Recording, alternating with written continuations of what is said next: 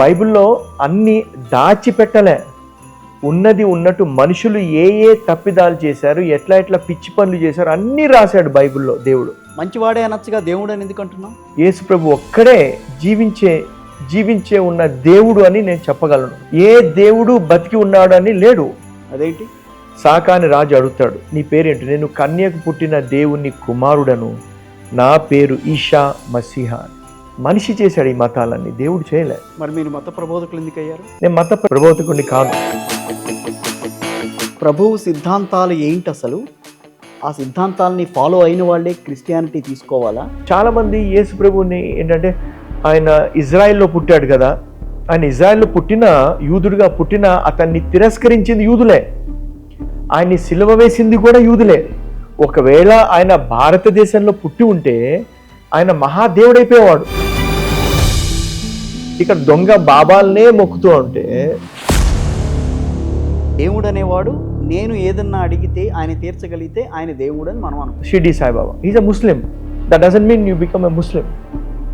ఆయన కూడా అంటాడు సబ్కా మాలిక్ ఏక్యా, ఆయన కాదు అంటాడు, ఆయన వెంబడిస్తారు. హిందువులు భావించేది ఏంటనంటే, స్వర్గానికి వెళ్ళాలంటే కనుక ఇవి పాటిస్తే స్వర్గంకి వెళ్ళగలం. కోర్టుకి వెళ్ళాం అనుకోండి, సరే నేను ఆ తప్పు చేశాను, నేను వేరే మంచి చేస్తాను, దాన్ని క్యాన్సిల్ చేయమంటే చేస్తారా? మరి యేసుక్రీస్తుని స్తుతిస్తే ఇవన్నీ ఉండవా? ఆయన పాపాలు పరిహారం చెల్లించాడు. అలా అనుకున్నప్పుడు పాపాలు చేయడానికి మీరు ఒప్పుకున్నట్టే కదా.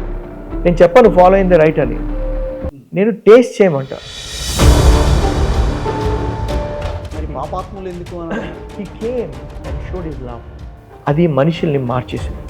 ఇప్పుడు యేసుక్రీస్తు పుట్టుకకి సంబంధించి మేరీ, యేసు, సో వీళ్ళిద్దరూ ఉంటే గానీ యేసుక్రీస్తు జన్మించేవారు కాదు కదా. ఇంకా పెళ్లి కాలే ఆమెకప్పుడు.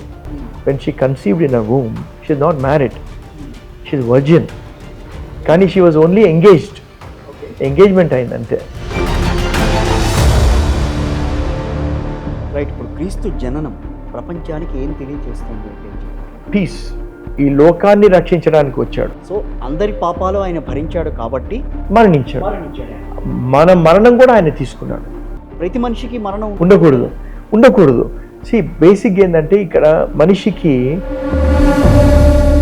కుష్ఠరోగి వచ్చి అంటాడు, ప్రభువా నీకు ఇష్టమైతే నన్ను శుద్ధినిగా చెయ్యు అని.